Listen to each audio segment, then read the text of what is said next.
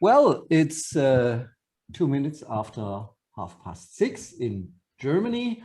On behalf of the German AI Association, say hello to all our listeners now live or afterwards recorded on YouTube, perhaps. And we're really happy that you are here to our deep dive. The title is some kind of, how can I say, you can interpret it in many ways, because artificial intelligence against climate change. So it's not that artificial intelligence is against climate change per se, yeah, but how can we combat climate change with artificial intelligence? I think we have a very interesting program with very interesting people talking to us today. And before I start with our main guest, let me just say something. When some months ago, we were preparing our European AI Forum, and Inga Pauwels, the chairwoman of the Vodafone Foundation Germany, who is one of our members, suggested that for our sustainability panel, she knows exactly the right man for it. And this man is Professor Luciano Floridi. And I had the chance before the European AI Forum to talk with him like 30 minutes. And I have to say that sometimes you meet people and they have an impact on you, even in the short time you get to know them. And one of the sentences he told me, which I recited in 2020 even more often than the sentence, "Can you unmute yourself?" or "Can you hear me?" was that sustainability in the AI context is not the cherry on the cake, it's the cake. And I thought this one sentence completely blew me away, and I told many people this sentence, and we are very proud and very happy to have Luciano Floridi with us. If you don't know who it is, well, let me just tell you the first paragraph of his Wikipedia page. Luciano Floridi is currently Professor of Philosophy and Ethics of Information and Director of the Digital Ethics Lab at the University of Oxford, Oxford Internet Institute. Professional Fellow of the Exeter College in Oxford, Senior Member of the Faculty of Philosophy, Research Associate and Fellow on Information Policy at the Department of Computer Science of the University of Oxford, and Distinguished Research Fellow of the Oxford Hero Center of Practical Ethics. He's also an adjunct professor, Department of Economics, American University, Washington, D.C., and he is a Turing Fellow of the Alan Turing Institute, where he was the chair of the Data Ethics Group. This was just the first paragraph. You are free to read the rest of it, but we are very happy that you're here. Hello, Professor Floridi. Nice to see you. Nice to see you. Thank you. Perhaps the only real claim is that a long time ago, when I was a postdoc, I spent a year in Marburg, and my attempt at the time to learn German, as you can tell, was not terribly successful. After more decades spent in these islands, I'm afraid that my German has become so rusty that it would be an embarrassment even to say hello. So forgive me, despite all my attempts in Marburg and in Göttingen, it will be in English. So thank you very much for this lovely invitation.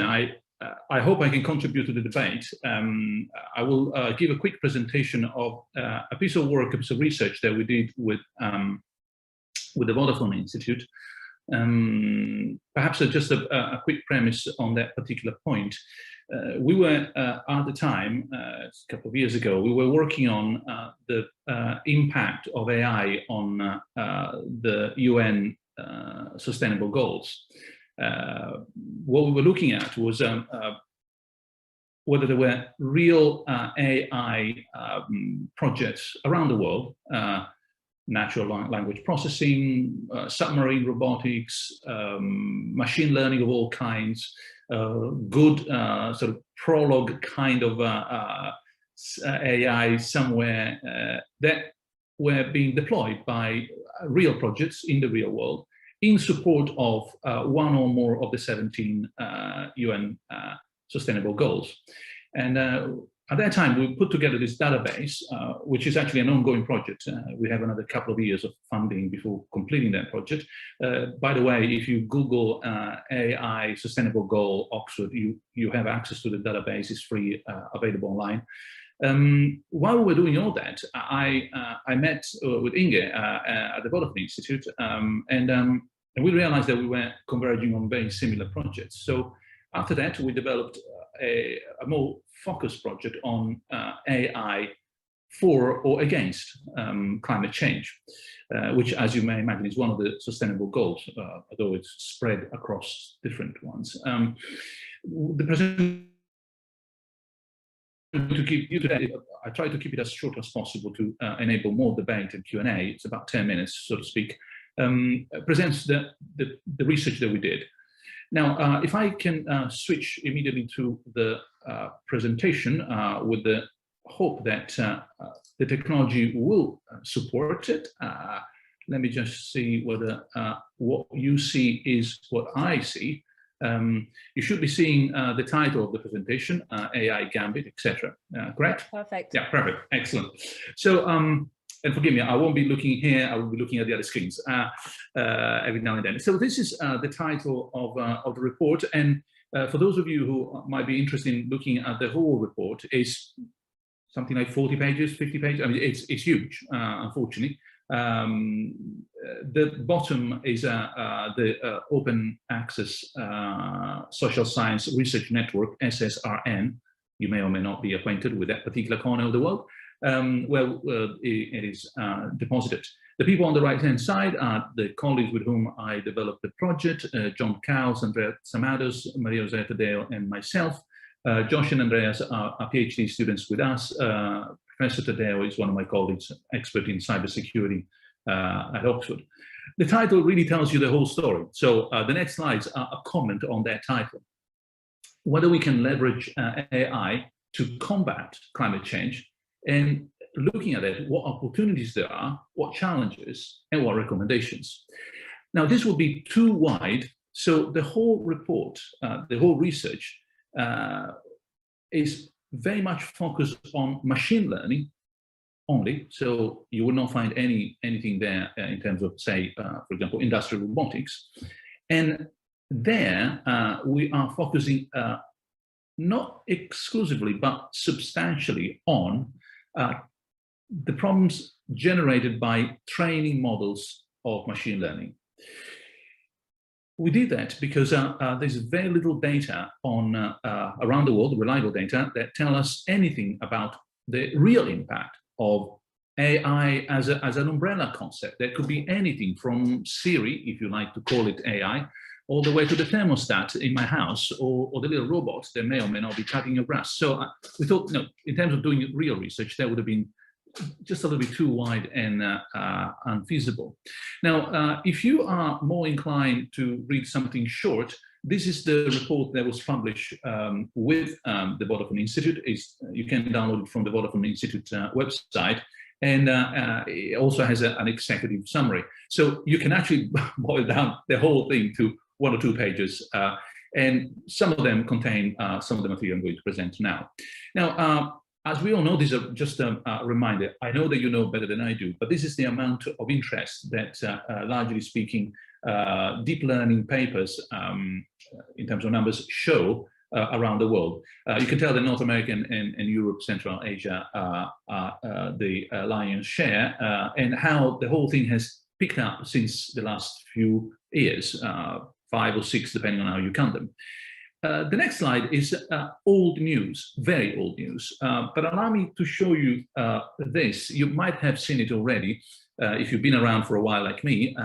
It was news when the first time I presented it, a long, long time ago.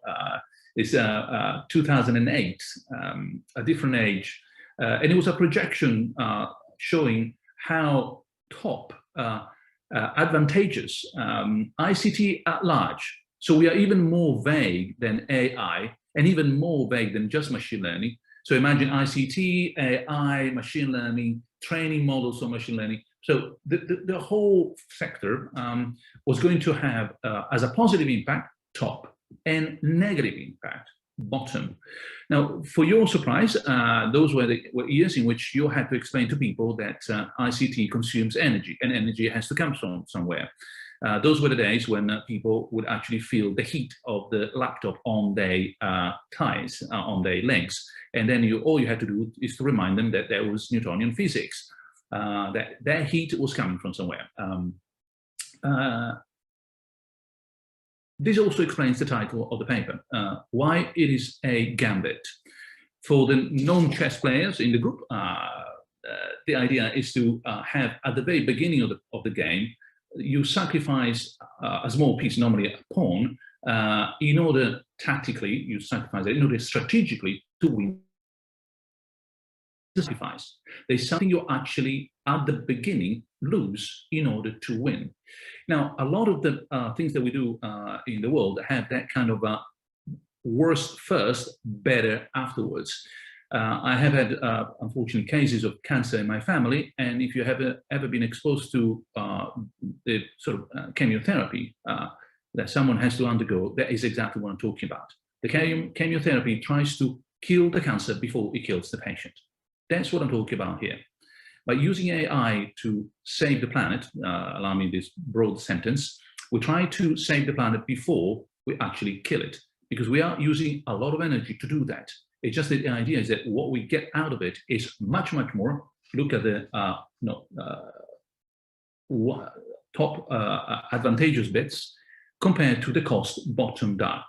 Now, fast forward now, and here is the summary of the paper. It's divided into 4 blocks. The green and the blue, that's my own personal phrase to explain how the green of all our habitats, natural, but not only, also urban environments, economic environments, political environments, can be helped by the blue of our technologies, which is not only AI, of course, is also ICT at large, meaning, for example, large data sets, the Internet of Things, platforms and so forth, internet web, etc. So the green and the blue is the marriage that we want to have, and harnessing the opportunity and addressing the challenges is the bulk of the report.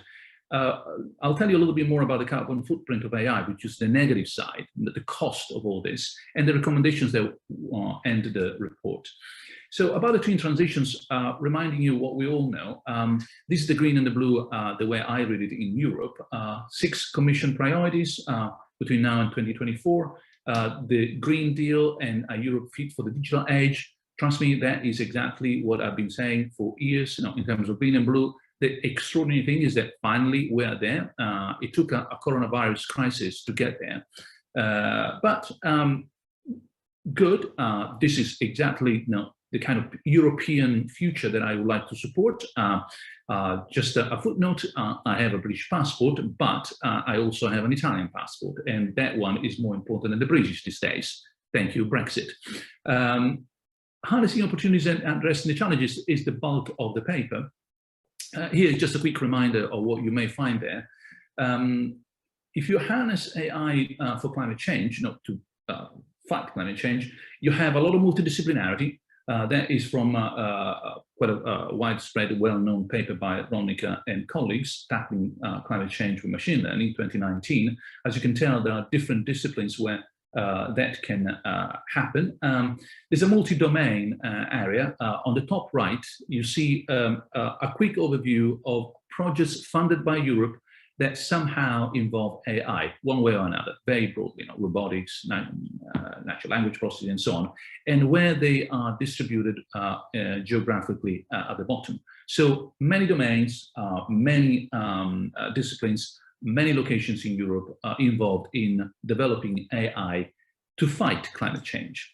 In terms of ethical challenges, this is, again, a rather quick overview, just to start our conversation. There is an issue about fairness and marginalization. When you deploy AI, say, for example, to decide urban policies and how to improve let's say, energy consumption or rubbish collection, or even where to place rechargers for electric cars. All that has an impact on the population, and it might be the kind of nudging that we need to be carefully managing in terms of fairness, and not marginalize, not increase, possibly decrease the problem we already have. Autonomy and freedom, again, the nudging that we might see happening, especially in very large urban context. It has to be the kind of nudging that doesn't force people to give up their autonomy or their freedom of choices.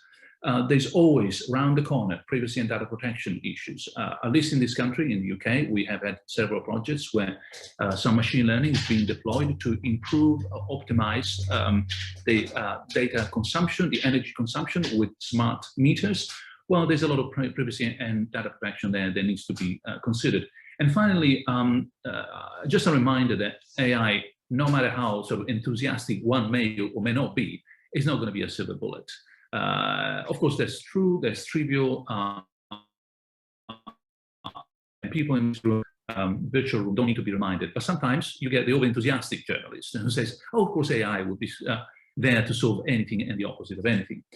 In terms of carbon footprint, you will find in the report much more information. This is just a sample. One of the things that we did, especially one of us, Andreas, who's involved in the particular project on the energy consumption of machine learning, was to calculate. The calculation was with some caveats. We had to make a few approximate sort of guesswork, but I think it's sufficiently reliable. Calculate, for example, the consumption of GPT-3, the training of GPT-3. And as you know, we're really talking history now. There's something even more powerful than GPT-3 now. The table shows you that if you assume, and as a reasonable assumption, from what we know in terms of where it was developed, that you use Microsoft Azure as a cloud provider, you can tell how training hours, training compute in terms of flops, GPU, and so on, that is the carbon emission that you might actually be looking at. Now, we're talking about years of, equivalent to years of a car running in the United States. The data are quite staggering and painful. One of the arguments we develop in the paper is that sometimes the marginal value of all that training is almost negligible.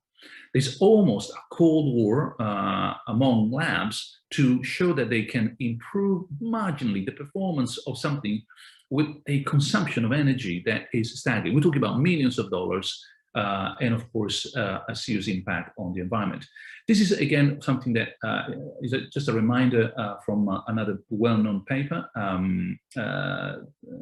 Thompson and colleagues, 2020, where you can tell how deep learning has escalated the need for computation compared to where we are with other hardware performance. So normally at this stage, let me show you the next slide, someone objects, well, look, hardware is improving, data warehouses are improving. It is all true. At the same time, that improvement is either keeping up / lagging behind the consumption that AI is also requiring. So we need to be very careful there. And there's more analysis in the paper if you want to check. Coming to the end of this quick presentation, I promise not to be too long. So this is really the last slides. The last slide. This is a summary of the recommendations we put forward in the paper. They are organized in terms of 3 blocks. The 3 blocks are really one block on the left plus a second block on the right, A and B. Essentially, the block on the left is how you can harness the potential of AI to combat climate change. You can read it in front of you. I just would like to stress that the presence of an observatory at the top or bottom, developing mechanisms for ethical auditing, we brought that before the legislation of AI was out. So just in case, the data are there to show that we got it right. And I'm very happy, by the way, to talk about that too, since I was a member of the high-level group on the ethics of AI, and there is bits of that work that went into the AI Act. On the right-hand side, you find the measuring of and auditing of carbon footprint, measuring and auditing of carbon footprint for policymakers, researchers, and it goes from conference and general checklists all the way down to carbon labels for AI-based technologies and models. Last point I want to stress here, it is quite extraordinary as that today you can buy a fridge and you know exactly the level of consumption and whether it has 5, 3, 4 stars and is it okay, A+, A-, etc. You can buy even a LED and it will tell you whether it's environmentally friendly or not, or how far it goes in terms of consumption. And yet, all our ICT, most of them, I remember a few computer producer going in a different direction some years ago, but especially all our AI and machine learning models, etc., they don't come with that particular information attached. In fact, it's even difficult at the moment to find that information at conferences. One of the suggestions we make is to convince editors to require a clear indication of how impactful that particular model was during the training stage. I think we will see that the trade-off between improvements and consumption sometimes are not well balanced. I stop here because I hope there will be more Q&A, and I'm particularly keen to learn more rather than sort of preach to the choir, because I know that you know. So thank you very much. Thank you, Professor Floridi. It's not Sunday, so there's no preaching involved. So we are very happy for your input there, and thank you so much for it. To our attendees, you can ask questions, of course, in the chat, but you can also raise your hand, not in the camera, but there is a fantastic little icon there, reactions, and when you raise your hand, we can see if you have any questions for Professor Floridi, or also for our next inputs, because, and I'm very thankful, Professor Floridi, that you told us for the carbon print of GPT-3, because our head of the German AI Association, Bienert, is in very concrete plans of trying to get a European version of GPT-3, which is called LEAM, Large European AI Models. And with him for the next presentation is our head of sustainability at the German AI Association, Lucas Spreiter. Jörg and Lucas, we would like to see your presentation. And guys and girls and all the attendees, if you have any questions, put them in the chat or raise your hands, and we will do the first Q&A session after our next input. And so I give it to Jörg and Lucas. Thank you very much, Daniel. Yeah, and we just had a very interesting discussion with the German Ministry of Economics about large AI models and its energy consumption. And one of my statements towards this was, well, we should reduce the energy consumption of these large models, but we only can reduce it if we are able to manage them and able to build them. Otherwise, we would leave this topic open to the large US companies, which from my point of view isn't a solution either. But let's have a look at our slides and our presentation about AI and climate, which were put together by Lucas and his team, the working group of sustainability.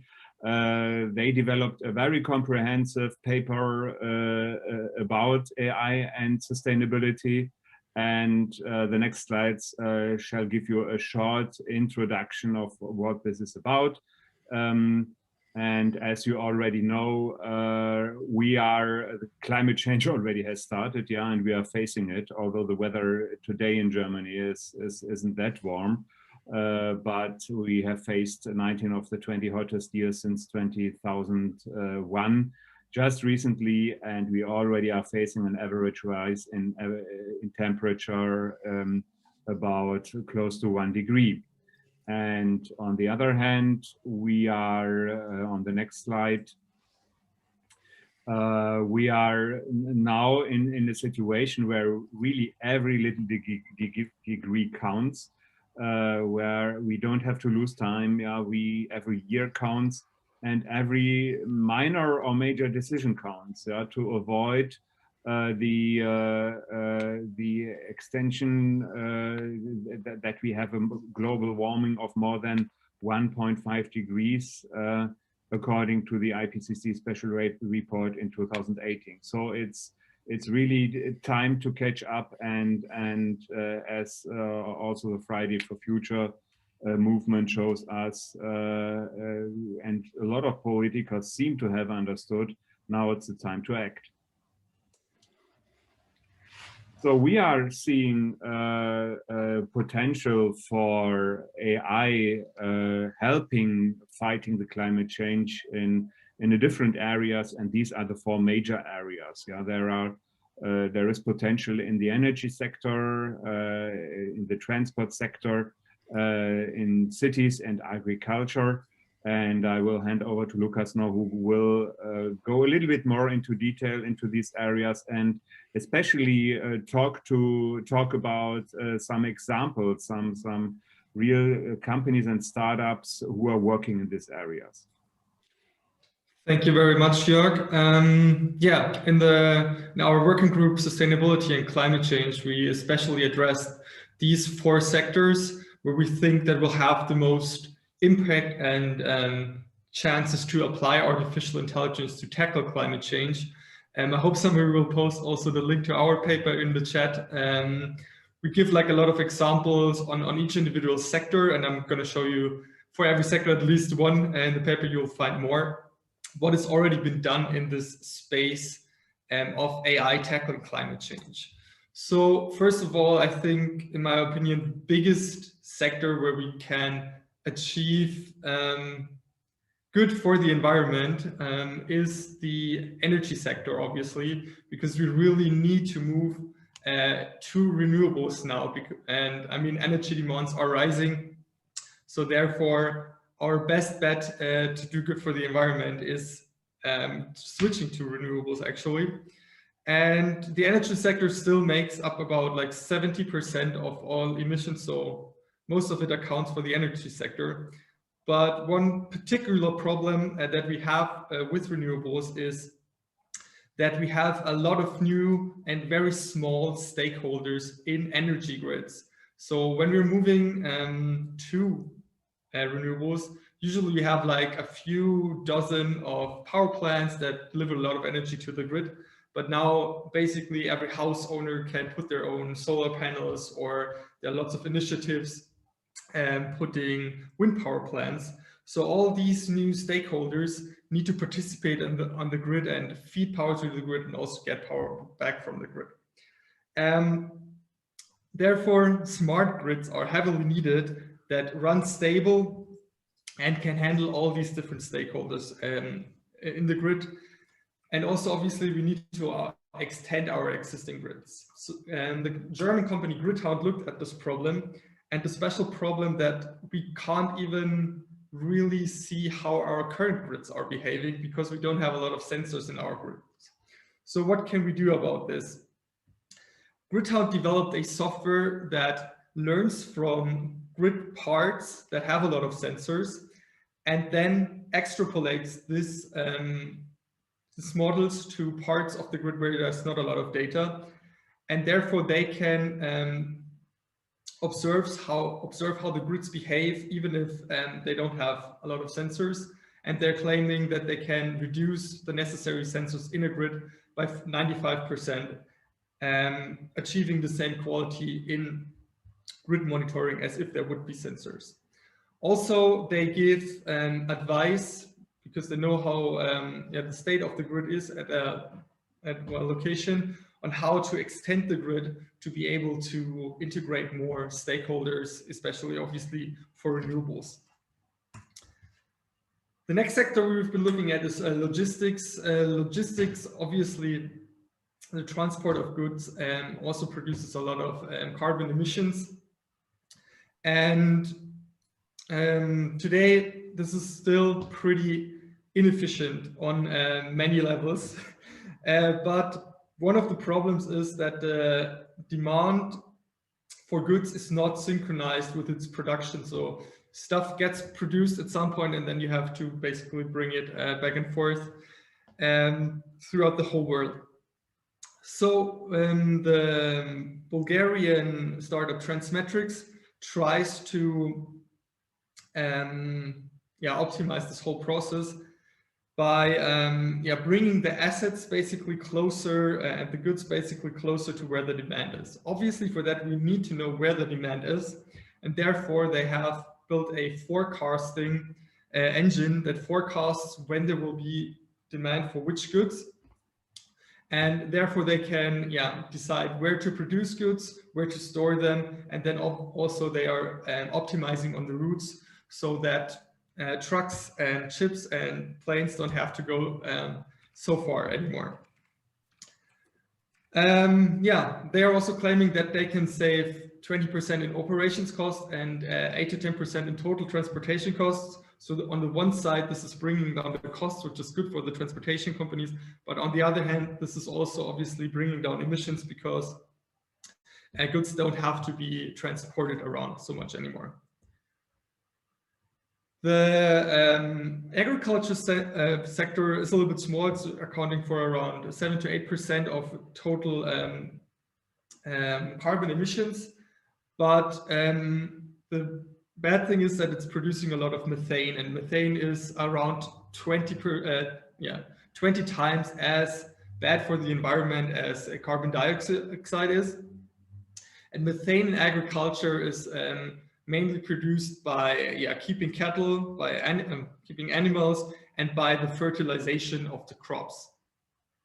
So precision farming is actually a discipline that is trying to bring down fertilization and the use of resources.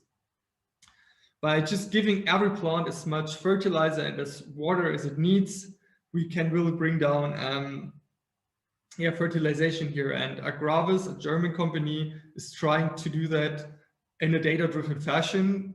What they do is they combine satellite data, soil samples, yield maps, and all that they can get for a specific field. And then for each square meter of that field, they calculate the perfect fertilizer composition, how much seed they will need to bring out on that field on every square meter, and also how much water they will have to bring out, depending also on weather reports. They are claiming that they can increase the yield by 10% without using more resources and even decreasing the amount of resources needed.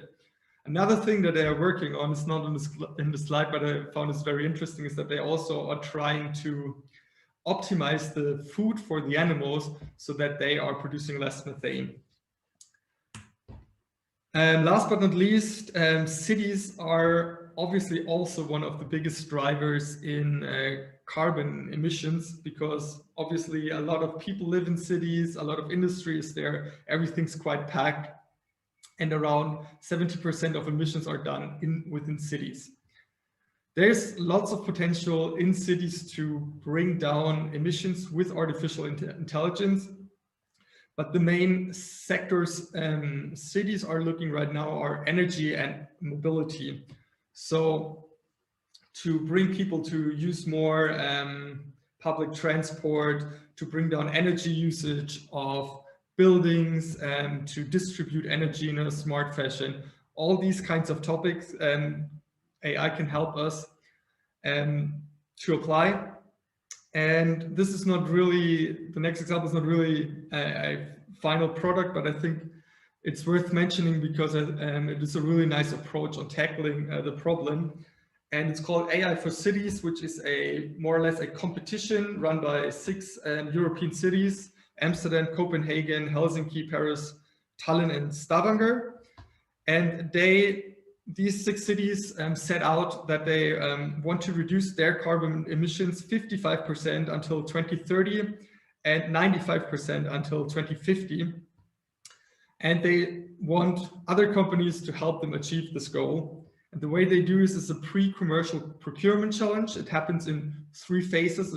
Phase 1 already started, where they start with 40 solutions, 20 in the energy track and 20 in the mobility track. and then reduce it in phase 2 by half, having 20 solutions. And in phase 3, they want to have implemented 3 solutions for energy and 3 solutions for mobility within at least 2 cities. So each solution needs to be deployed in 2 cities.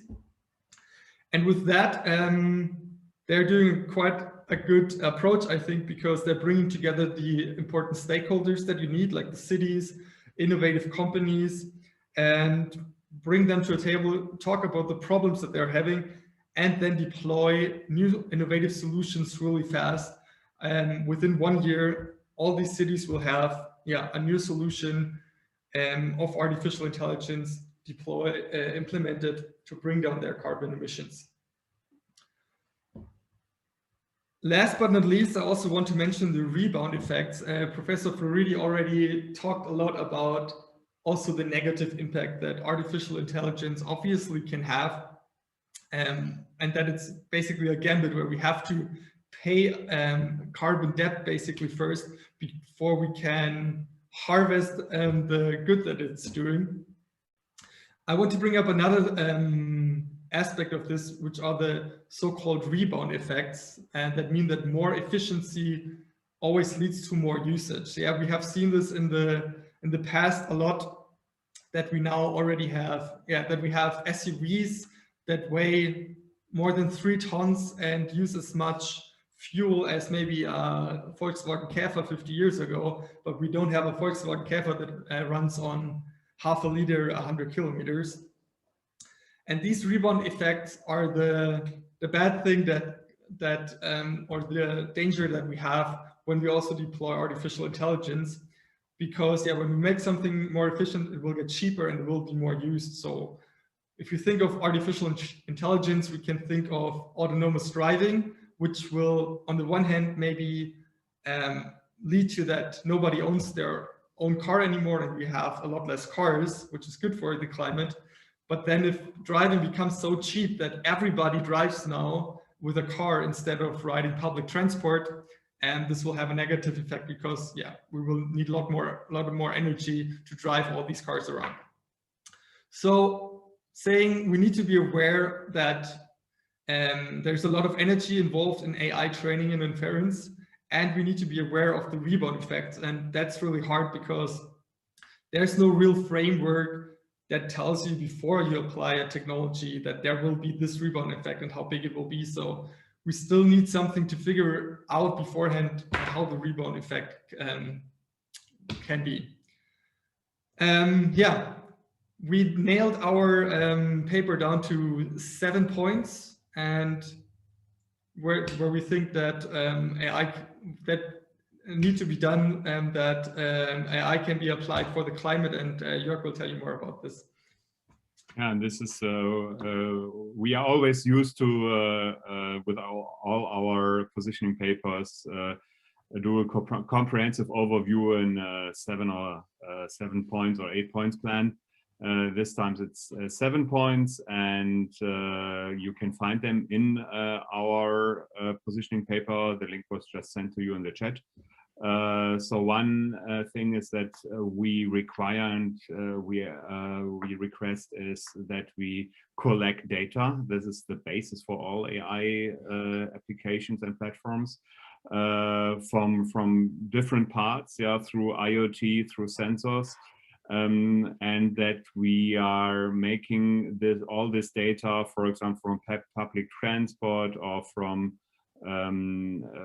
grids, from infrastructures publicly available, so that a broad community can use this data in order to improve the AI algorithms. We want to establish sustainability platforms, exchange platforms, and we also, this is point 4, want to provide and develop some industry sustainability rating based on information that we are getting from corporations, from the annual reviews, the annual statements, but also from the internet, from social media, so that we can gather all this data and use AI in order to rate them according to their sustainability approaches. in terms of governmentally funded projects, we want to achieve that there is a clear focus of funding on of sustainable projects, side by side with innovation competitions that should be set up and applied, so that startups, but also small, medium enterprises, but also research institutes and large corporations can apply and compete in these innovation competitions. And point number 7 is, yes, the minimization of these negative effects. I started with GPT-3 and the research approach to minimize the reduction of energy needs even for these large models. And now I end with this point, number 7, and will hand over to Lucas or Daniel again. Thank you very much. Yeah, thank you, Jörg and Lucas, for your presentation, for a very interesting presentation. And I think we're looking at the time. I already saw a question there for the panel, but I would suggest that Vanessa, you take over with the panel and incorporate the questions that are coming. But if you have any question, raise your hand virtually in Zoom, or post a question in the chat. And now I'm giving to you, Vanessa. Yeah, thank you very much for these really interesting insights. I think that gave us a lot of food for thought for our discussion now. I have plenty of questions, definitely, but we want to open this discussion for you all in the audience. So if you could please just post your questions, then I'll try to fix them in where they fit in thematically. And before I start, I would like to welcome in the round Professor Floridi again, Lucas Spreiter, and one of our new guests, Lubomila Jordanova. She's founder and CEO of PlanA. Very warm welcome to you, Lubomila. Can you hear us? Yes, absolutely. Thank you so much for having me. Great to have you. Can you give us a quick introduction into PlanA and what you're doing? Of course, yeah. So PlanA is a Berlin-based company that enables businesses to monitor their carbon footprint and mitigate it through automation and AI. The AI element comes in the fact that we're able to really understand the carbon footprint and then identify what kind of actions need to be taken in order for this footprint to be reduced.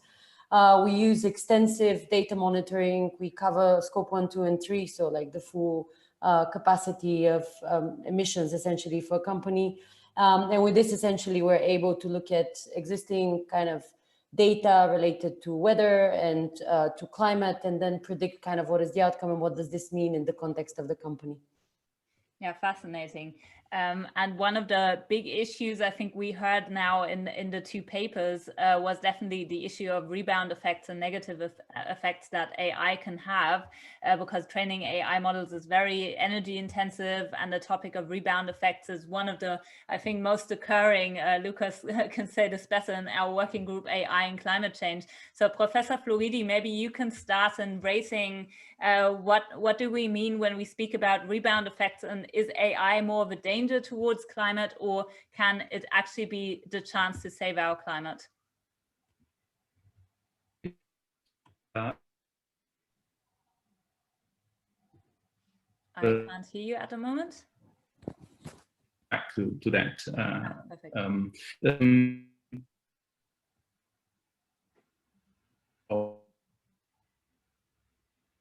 As we heard, as the technology becomes cheaper, it also becomes more widely spread.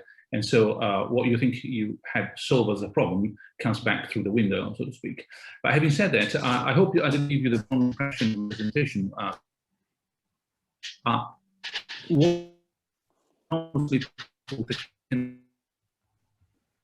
Environment for the environment, but cake and cherry kind of idea. I think that the point here. Mr. Floridi, I think we have a little sound problem towards the British Isles. I'm just hoping we rarely can hear you, and we really hope that your connection is getting a little better. But perhaps I lost you for a moment. Sorry. no problem. No, we are glad that you're back. So I don't know where I lost you or you lost me, where we lost touch. What I was saying is that at the end of the day, I have the impression that all what we're going to solve will depend enormously on the policies that we put in place, which means legal system and political decisions. So we can do an enormous amount of work, both in terms of ethics and in terms of technology and computational solutions. But unless there is a framework that says this is the kind of society we want to live in, efforts will not be sufficiently powerful. The thing that we have, and I close here, what we have found, for example, in analyzing a very positive sort of evidence in terms of AI supporting the UN Sustainable Goals, is that there is too much fragmentation. That the threshold where a lot of small initiatives start making a system is not, and because it is not reached, all those little efforts leave very little trace. Last point I promise is we need, in order to reach that systemic difference, we need to reach a sufficient level of coordination. Otherwise, the single effort is not good enough. It's useless, completely useless. So it's like me going, pushing a car that is not moving, coming back home and telling the group, I've done my duty. At the end of the day, I went, I pushed, and I come back. I did the little I could do. No, Luciano, you didn't organize yourself with another 4 people, and you going there, push and come back is a useless exercise of a pretense that you make a difference, but you're not. So that's why I think that meetings like this and the work that the association is doing in Germany are essential in order to coordinate the effort. So I'm really glad that I heard that the government is also involved. And I'll stop here. Yeah, I'd love to touch upon the point of policy in a second, but Lucas, maybe you can add to the point of rebound effects. You still see, despite the rebound effects, AI as key to solving climate change. Maybe you can elaborate on that. Well, yeah, I mean, it's dangerous, but the thing is, I mean, this is with every technology change that we've gone through. If it's like, I don't know, the first steam engine and to computers, the question, and this is also, I think, the point Professor Floridi was making, is how do we use the technology that we live in which society do we want to live, right? If we have this framework from the society where we say, okay, we want to live in a carbon neutral world, then I think we can achieve this, and AI can help us in that way. So it always depends, like, obviously we can use AI to find the next, or let's put it that way, we can use AI to make a coal power plant more efficient. That will also reduce emissions maybe a little bit. But in the long run, it doesn't really help us. Rather, we should use this technology that we have to push renewables to the next level and use it in that way. So seeing also the politics that are going on and the Green Deals and that stuff that is going on, I'm pretty optimistic that we'll use it in that kind of way and that it actually helps us to decrease our carbon emissions. Yeah, I think Lubomila, you're the perfect expert to elaborate on how we can use technology to improve our carbon footprint, because that's what you're doing at PlanA. You're helping companies to improve their carbon footprint, also with the help of technology. So maybe you can elaborate on what advice you give your clients to reduce their carbon emissions and what kind of AI solution you might suggest in this course. Absolutely, yeah. Well, I think this topic is really comprehensive. I think fantastic examples were already given by Lucas and with the white paper that has been created. I think one of the key focus areas that we have is related to energy. Another one is, of course, related to transport. Another one is related to water. And then the final one is related to waste. These 4 kind of pillars are by themselves close to like 3/5 of the GHG emissions of many industries. So if you tackle them effectively, you essentially are being able to work quite on a deep level with the emissions and the improvement in the emissions of these particular companies. So maybe going one after the other, like if you look at energy, AI has really the potential to drive higher efficiency in the energy sector through intelligent grid systems, and also like using predictive capabilities. You're able to manage demand and supply. There's also devices that can support with that, but essentially optimizing the use of energy. When it comes to water, this is something that really is not covered a lot in detail. And I'm personally really concerned about that, because if you look at the statistics, it's really grim to anticipate what's happening until 2100 with like cities like London not having access to fresh water. For water, the case is that if you apply AI and water resource management, you're able to essentially predict and monitor a lot better kind of what is being consumed and reduce or even eliminate all the waste. We have quite old legacy systems and infrastructures in Europe, all across the world actually, but Europe is definitely not doing quite well. And that is something that really requires technology to be applied to that. And then transport is kind of maybe a bit more straightforward. It's basically something that was mentioned, so I'm not going to go a lot in detail there. So these are just a few examples, and maybe just to give a nudge about like what is our software doing. We combine a lot of different resources from the data systems of a company and then connect them to our software. Where data is missing, we're able to predict it using a lot of different kind of existing models and data sets. So we fill the gaps. And then whatever the outcome is, the analysis of the status quo is, we end up essentially turning this into recommendations through using algorithms that have looked into what are the possibilities to respond to the emissions and how you can reduce. Thank you for the great examples. Yeah, we have a couple of questions from the audience. Astrid Berger, do you want to unmute yourself? Yes, I'd like to. Thanks, Vanessa. I'm Astrid Berger, and I'm in close collaboration at the moment with the University of Vienna. And in person, this is Professor Michael Wagreich, who is part of the Anthropocene Working Group. And this week, I learned that this team of experts has just passed the quality gate to terminate the Holocene, which is by now the geological time that we defined to live in. And by 1950, they now call it the Anthropocene. This is not yet formalized, but this might speed up the need for artificial intelligence, which goes far beyond the footprint, the carbon footprint. It goes more into the triple bottom line. My question, I don't know to whom of you, because those were all excellent speeches. The question goes is, first of all, do you know about the Anthropocene? And second, is it possible to connect the KI-Bundersverband with the University of Vienna, because they are developing a so-called Anthropocene language set? And it would be great to have AI on board as soon as possible.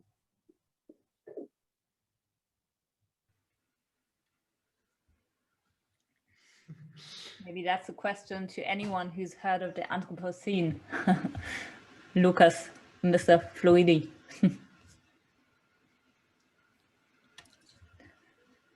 Well, I mean, unless you were on holiday on the moon for the past 2 years, yes, I think everybody has. And I can say from our part that thank you for this idea. And we are in contact with our friends from AI Austria, and we'll talk to them, and perhaps we get a connection there with us. Yes, great. And I can also offer to make a connection, because I'll be seeing the team in 2 weeks in Austria. No problem, we will do that. Thank you so much, Astrid, for your input. Perfect. And the next one is, I think, Markus Voss. Yes, thank you. My question is more related to the tracking of the CO2, and I have also been part of the discussion with Herr Bienert today at the BMWI, where I made the point that the current research, in my opinion, focuses a lot on the CO2 emissions of the big models as part of the, like looking how much one training iteration costs or even the research of the models costs, but not the whole model life cycle. So the application in actual applications, which is even much more harder to measure and calculate, but is so much more relevant because cumulative over, let's say, a year or so, or in the typical application, the inference is much more important than the actual training, or even like, let's say, model architecture search or something. Do you have any ideas on this, or yeah, how do you see this problem? Is Jörg maybe still in the call?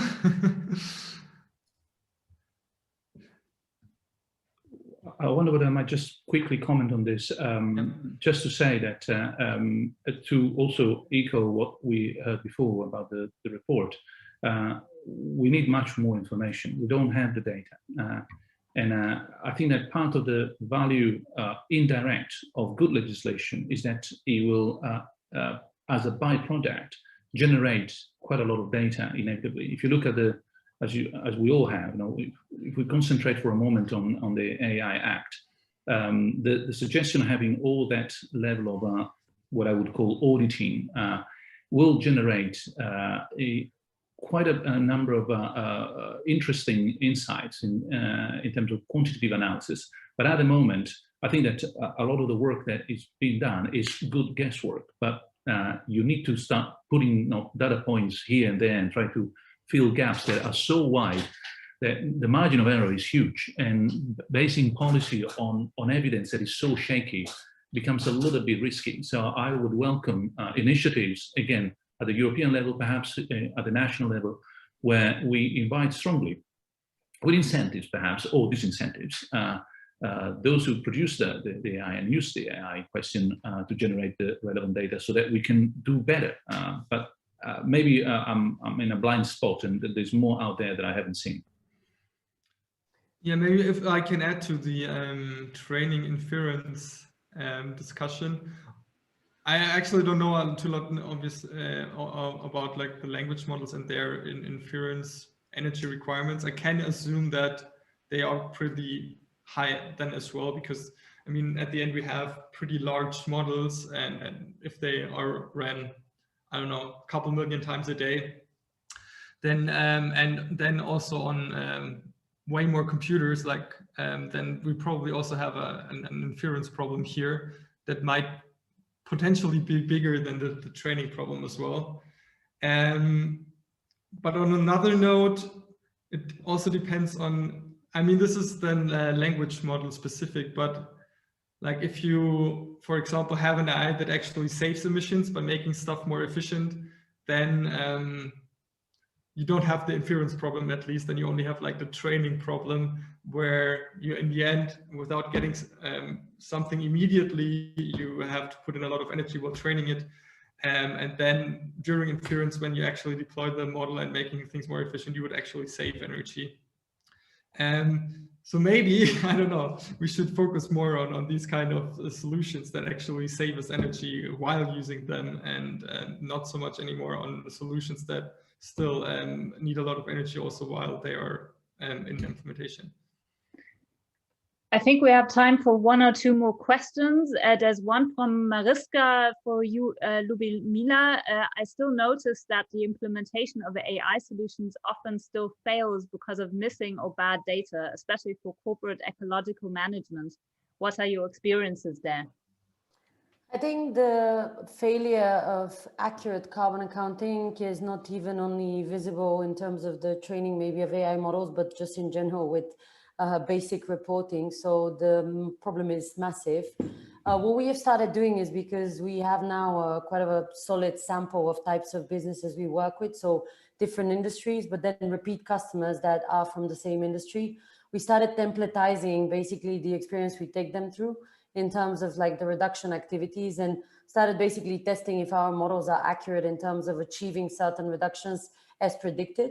And what we started learning was that probably like after we've done 10 use cases of the same type of industry, more or less the same size of a client, the reduction result and the reduction potential are at 70% accurate. So that's a way for us that have taken to tackle the problem that is of bad data. But going to the previous comments that were made, I think we still are going to have to take quite a lot of effort in order for this qualitative, at this stage, analysis on many topics to turn into something that is really driven by data, quantitative.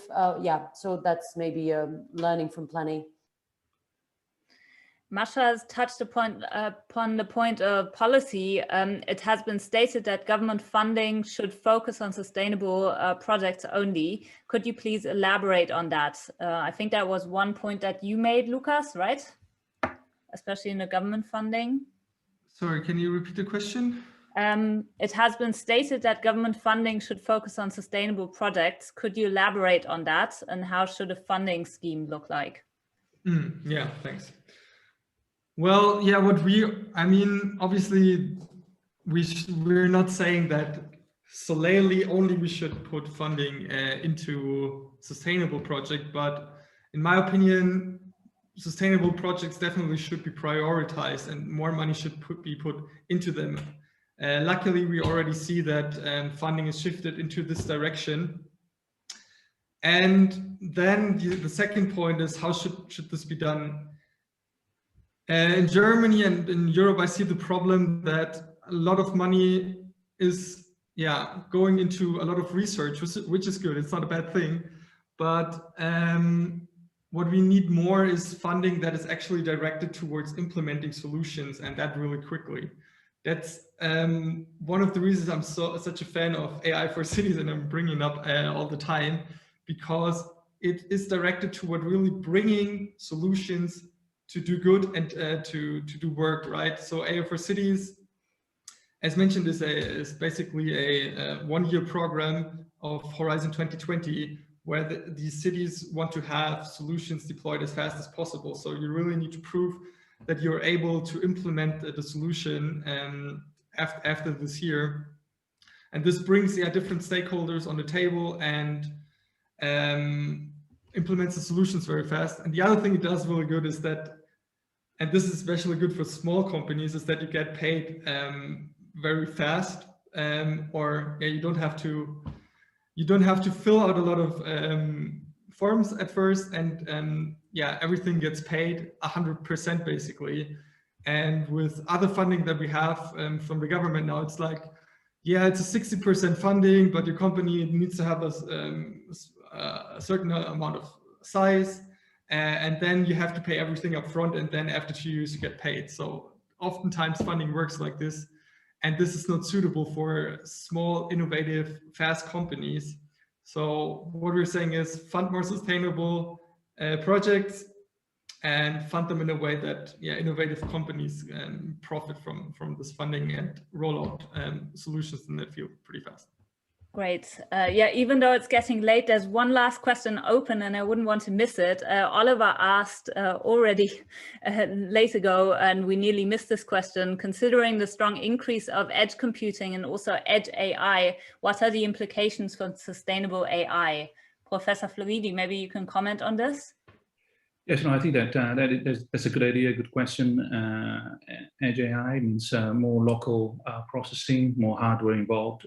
So that could definitely help. I'm not sure it's the solution, but it could be a bit of a help in the right direction, my impression.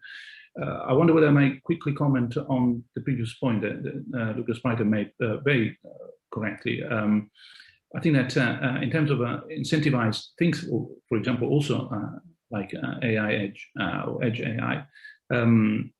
Well, European grants, for example, could require some transparency about resource consumption and climate impact. And definitely, if you look at, I hope that there will be a chance of improving the legislation, because at the moment, if you look at the high risk threshold in terms of AI Act, very little is said in terms of sustainability and environment.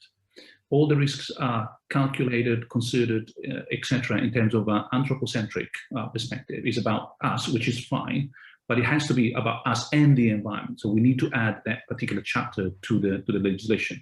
So more action in that direction would be really very welcome. Thank you so much, Professor Floridi, and also to our other panelists, Lubomila, Lukas, and also Jörg Bienert, our chairman.